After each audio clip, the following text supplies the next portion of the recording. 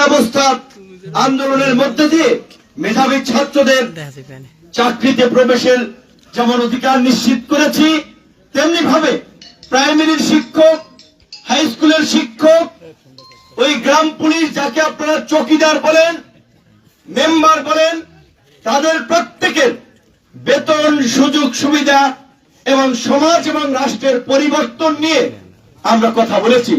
যারা যুবদলের শামীম ভাই বলেছে, আমরা তরুণ হিসেবে আমি 9টা দেশ ভ্রমণ করার আলহামদুলিল্লাহ সুযোগ হয়েছে, কিন্তু একটা দেশেও প্লেন ভাড়াও আমার লাগে নাই। এমনকি বিদেশের মাটিতে ছোটখাটো একটা প্রোগ্রাম করলেও 15-20 লাখ টাকা খরচ হয়, একটা প্রোগ্রামে আমার পয়সা খরচ হয় নাই। আমাকে যারা ভালোবাসে তারাই খরচ করেছে। বিশেষ করে বিএনপি, জামাত সহ যারা আমরা একসাথে দুঃসময়ে রাজনীতি করেছি, সমন্বয় করে আন্দোলন করে তারাই এই প্রোগ্রামগুলো আয়োজন করেছে। এই সমস্ত দেশগুলোতে ভ্রমণ করে আমার একটা অভিজ্ঞতা হয়েছে যে যে কোনো দেশকে এগিয়ে নিতে হলে ওই দেশের অবকাঠামোগত বা যোগাযোগ ব্যবস্থার উন্নয়ন জরুরি। আমার মনে হয়েছে আমাদের এই দক্ষিণাঞ্চল, বিশেষ করে এই গলাচিপা 10 মিনার রাস্তাঘাটগুলো বেহাল দশা, অনেক জায়গায় ছোট একটা কালভার্টের অভাবে কৃষকের ক্ষতি হয়, সুনিজের অভাবে মানুষের ব্যাপক ধরনের ফসলের ক্ষতি হয়, মানুষ রাস্তায় হাঁটতে গিয়ে বৃদ্ধ কিংবা শিশু দুর্ঘটনার কবলে পড়ে।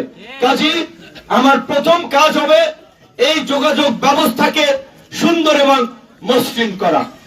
আমার কাছে মনে হয়েছে এই জনপদের মানুষের অনেকের পেশা কৃষি, এবং যতই ধনী হোক তার বাপ দাদার জায়গা জমি কিছু আছে, কৃষি কাজের সাথে সবাই কোনো না কোনো ভাবে যুক্ত, কিন্তু বেশিরভাগ গরিব মানুষ অন্যের সাথে কাজ করে কিংবা বর্গা জমিতে চাষ করে। সরকার এই গরিব কৃষকদের জন্য সার দেয়, বীজ দেয়, কীটনাশক দেয়, এমনকি কৃষকদের জন্য ট্রাক্টর দেয়, প্রণোদনা বা নগদ অর্থ দেয়, কিন্তু এইগুলো রাজনৈতিক বিবেচনায় প্রকৃত অসহায় মানুষ পায় না। আমার কাছে মনে হয়েছে আমরা যদি জনপ্রতিনিধি হই, সাধারণ মানুষের এই উপকারটুকু করতে হবে। প্রকৃত গরিব মানুষ যেন একটা ট্রাক্টর পায়, সরকারের বীজ সার পায়, সেই রকম একটি স্বচ্ছতা এবং জবাবদিহিতা আমাদেরকে নিশ্চিত করতে হবে। ওই যে আমাদের কয়েকজন ভাই বলেছে বক্তব্যে, এইখানে মিছিলে আসতে বাধা দেওয়া হয়, ভোট না দেওয়ার জন্য হুমকি দেওয়া হয়, তাদের চাল দেবে না, দেখে নিবে। দেখেন, আমি যদিও একটা দলের প্রধান, কিন্তু আমরা বিএনপির সাথে নির্বাচনী সমঝোতা করে নির্বাচন করছি। বিএনপি এখানে প্রার্থী দেয় নাই, এবং বিএনপির মহাসচিব সংবাদ সম্মেলনে ঘোষণা করেছে, এবং এইখানকার নেতৃবৃন্দ যেন বিএনপি নির্দেশনা মেনে কাজ করে, সেজন্য বরিশাল বিভাগীয় সাংগঠনিক সম্পাদক অ্যাডভোকেট বিলকিস জাহান শিরিনকে এই আপাকে এখানে পাঠিয়েছে। সে নেতা কর্মীদের সাথে কথা বলেছে। শিপলু খান গোলাম মোস্তফা সাহেবকে তারেক রহমান ডেকে নিয়ে বলেছেন আমাদের জোটের প্রার্থীর পক্ষে কাজ করেন। যেহেতু উনি নির্বাচনী সফরে বের হয়ে গিয়েছেন, শানুভাইকে মহাসচিব ডেকেছিলেন, তিনি মহাসচিব সিলেট চলে যাওয়ায় তিনি নির্বাচন পরিচালনা কমিটির চেয়ারম্যান নজরুল ইসলাম খানের সাথে কথা বলেছেন। খান সাহেব তাকে নির্দেশনা দিয়েছেন, কেউ যদি একটা দল করে, সেই দলের কেন্দ্রীয় নির্দেশনা যদি না মানে, সেই দলের শৃঙ্খলার সিদ্ধান্ত যদি না মানে, তাহলে তো দলে বিশৃঙ্খলা হবেই। তো কাজে আজকে বিএনপির ভাই বোনদেরকে আমি অনুরোধ করব, আহ্বান জানাবো, আপনারা বিএনপির নেতা হওয়ার সুবাদেই অনেকের নেতৃত্ব মেনে চলেন, তাদের কথা শুনেন, কিন্তু তারা যদি ব্যাঠিক পথে যায়, দল যদি ব্যবস্থা নেয়, আপনাদের তো সেটাকে সম্মান করা উচিত। একজন ব্যক্তি দলের সিদ্ধান্তের বাইরে গিয়ে প্রার্থী হয়, দল তাকে বহিষ্কার করেছে, আর কি করবে? তারপরেও তারা বিভ্রান্তি ছড়াচ্ছে, নানান ভাবে মানুষকে ভুলভাল বোঝাচ্ছে, মগজ ধোলাই দিচ্ছে।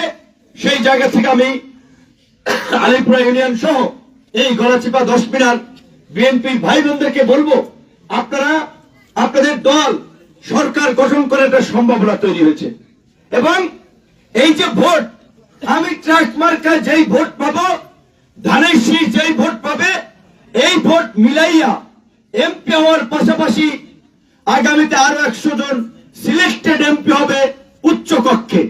তাহলে এই ভোট তো বিএনপির কাজে লাগবে। কিন্তু এই স্বতন্ত্র প্রার্থী গোড়া মোমবাতি টোমবাতি হারিকান মারিকানে ভোট দিয়ে লাভ আছে? এই ভোট তো পচা যাইবে। কাজী আপনারা কিন্তু দুই দিক থেকে দলের ক্ষতি করবেন। এক নম্বর হচ্ছে যাকে ভোট না দিলে আপনাদের দল ওই যে উচ্চ কক্ষে 100 এমপি হইবে ওইখানে পিছাই পড়বে। দুই নম্বর হচ্ছে একটা বিশৃঙ্খলা সারা দেশে সামনে যে স্থানীয় নির্বাচনগুলো আসবে সেখানে তৈরি হবে। কারণ দল সিদ্ধান্ত দেবে একজনে, স্বতন্ত্র দাঁড়িয়ে দেবে 3 জনে, তখন কিন্তু দলের জন্য বিপদ হবে। কাজী এটা শুধু গলাচিপা 10 মিনিটের জন্য নয়। আপনারা জানেন বিএনপি এই বিদ্রোহী প্রার্থী হওয়ার কারণে 59 জনকে বহিষ্কার করেছে, সম্ভবত একসাথে কিছুদিন আগেও দল বহিষ্কার করেছে। কেন? দলের চেইন অফ কমান্ড বা শৃঙ্খলা প্রতিষ্ঠার জন্য। সুতরাং আপনারা উচ্ছৃঙ্খল কোন লোকের সাথে বিপথে গিয়ে দলের ক্ষতি করেন না। সাধারণ মানুষকে বলবো, আমি সালু ভাই বলেছে তার সন্তানের বয়সী, কারো ভাইয়ের বয়সী, কারো নিজের সমবয়সী। তো আমি আলহামদুলিল্লাহ আল্লাহর কাছে ধন্যবাদ, আল্লাহর প্রতি কৃতজ্ঞতা জানাই।